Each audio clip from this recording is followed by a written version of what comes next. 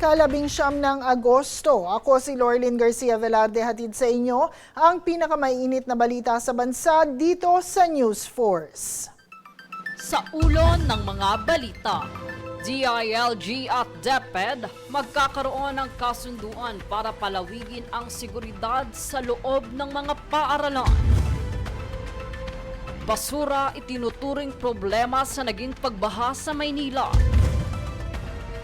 Biyahe tuloy pa rin sa kabila ng sama ng panahon ayon sa DOTR. Sabina sa mga sangkot sa illegal reclamation, inilabas ng Ombudsman ayon kay Senador Ping Lacson. Patuloy na pag-ulan, nagdudulot na ng pagkasira ng mga pananim at pagkalugi sa mga magsasaka ng gulay sa Benguet. DSWD nakaalerto na sa posibleng epekto ng bagyong Nene. Patas at pantay na balita, komprehensibong ulat para sa pulso ng masa. Ito ang News Force. Para sa ating unang balita, nakatakdang magkaroon ng kasunduan sa pagitan ng Department of Interior and Local Government at Department of Education para mas palakasin ang seguridad sa loob ng mga paaralan. Ayon kay DILG Secretary John Vic Remulla, mayroon ng memorandum circular na pipirmahan para sa pagpapatupad ng mas mahigpit na security protocols sa loob ng mga paaralan. Kakailanganin ng tulong ng mga barangay tanod na siyang mas nakakakilala sa kanilang komunidad maging sa mga estudyante. Ayon kay Remulla, kilala ng mga tanod ang mga bata at kaya nila itong sitahin at kausapin. Kasama rin sa kasunduan kung paano tutugunan ang mga issue ng bullying. Meron na kami memorandum circular na pipirmahan ng Department of Education. Number one, ang PNP ay nasa labas na ng lahat ng mga classrooms hatid sundo araw-araw.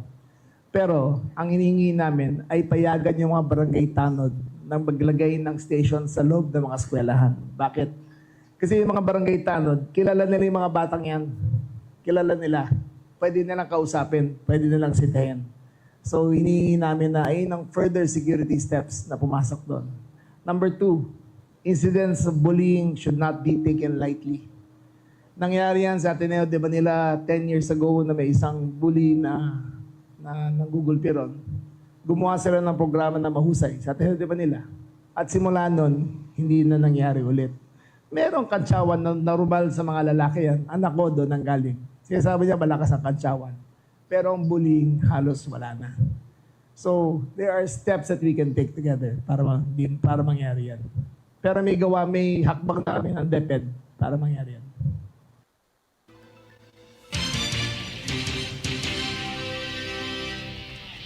Sa kaugnay pa ring balita, nananawagan si Secretary Remulla sa Kongreso na mas palakasin ang batas sa pagmamay-ari ng baril. Ayon kay Remulla, 98% ng mga krimen na gumagamit ng baril ay gamit ang mga loose firearm at ito ay nananatiling bailable offense. Ayon sa kanya, dapat baguhin ng Kongreso at i-repeal ang batas at gawing non-bailable offense ang krimen ng loose firearms. I call upon Congress to make laws that make it once again non-bailable, that make it once again preventable. I call upon Congress to help us fight criminality, penalizing dismissed AFP and PNP personnel from owning not only firearms, but also their uniforms. Recent crimes have been committed by the use of dismissed AFP and PNP personnel using their previous uniforms and identifying themselves as police. That should be a crime as well.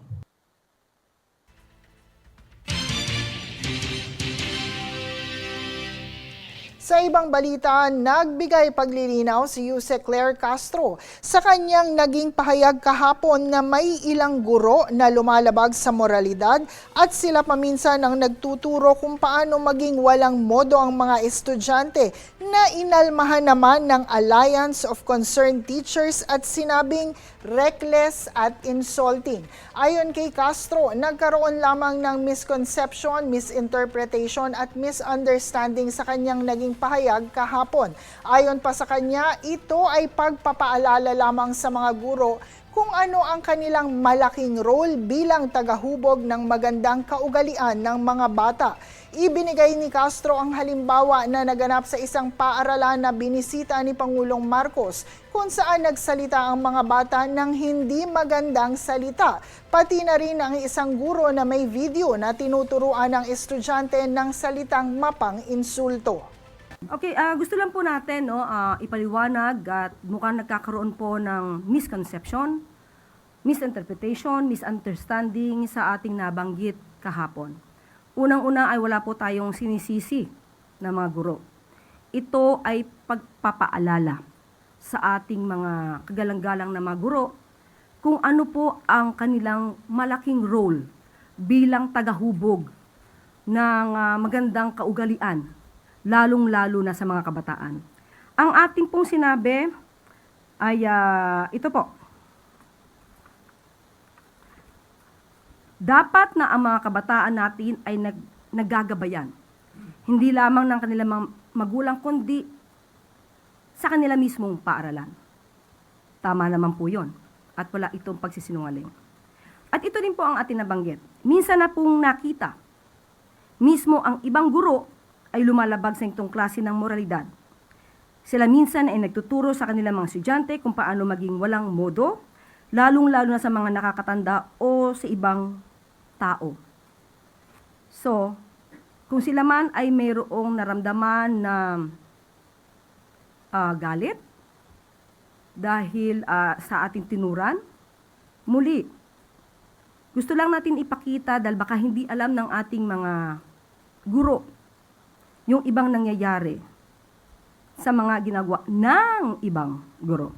So, nais ko pong ipaliwanag kung saan po ito nagmula para hindi po sila maiba ang kanilang pananaw sa ating sinabi. Dahil gusto ko rin po namang mapatunayan na itong ating sinabi ay naaayon din po sa mga naimbestigahan.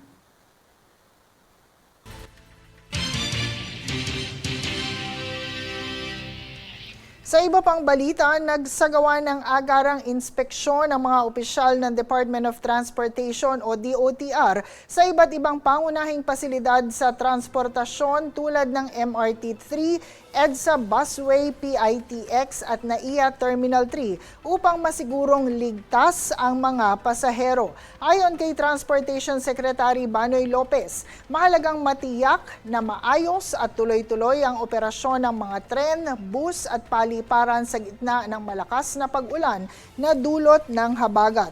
Personal na nilibot ng mga opisyal ang mga istasyon upang kumustahin ang mga commuter at suriin ang kalagayan ng mga pasilidad. Ipinabatid din ng ahensya ang mabilis na pagpapatupad ng libreng sakay, pagbibigay ng pagkain, tubig at paglalaanan ng pansamantalang masisilungan para sa mga na-stranded na pasahero.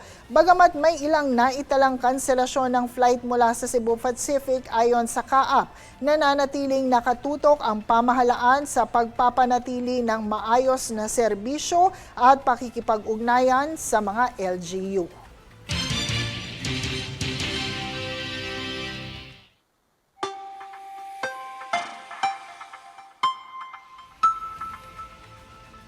Sa atin pong lagay ng panahon, 3 bagyo ang kasalukuyang binabantayan ng Pag-asa sa loob at labas ng Philippine Area of Responsibility. Para sa 2 bagyo sa labas ng PAR, kasalukuyan itong walang epekto sa anumang parte ng bansa, ngunit inaasahang palalakasin pa ng isang bagyo ang habagat sa susunod na linggo. Habang ang bagyong Neneng naman na nasa loob ng PAR ay huling namataan higit 400 kilometro sa northeast ng Itbayat, Batanes, kung saan wala pa itong direktang epekto sa bansa at tinatayang lumabas ng para sa Biyernes ng madaling araw. Samantala, patuloy pa ring umiiral ang southwest monsoon o habagat sa buong Luzon at kanlurang bahagi ng Luzon na nagdudulot ng kalat-kalat hanggang malalakas na pag-ulan lalo na sa Zambales, Bataan at Occidental Mindoro na makararanas ng monsoon rains o tuloy-tuloy na malalakas na buhos ng ulan. Para naman sa nalalabing bahagi ng Visayas at sa Mindanao, mainit at maalinsangang panahon ang mararamdaman na may posibilidad din ng localized thunderstorms. Susunod sa News Force. Sabina sa mga sangkot sa illegal reclamation inilabas ng Ombudsman ayon kay Senator Lacson. Patuloy na pag-ulan nagdulot ng pagkasira ng mga pananim at pagkalugi sa mga magsasaka ng gulay sa Benguet. Higit na 6 na milyong piso na halaga ng iligal na drogang itinago sa water pressure equipment timbog mula sa US. Manatiling nakatutok para sa higit pang mga balita sa pagbabalik ng News Force.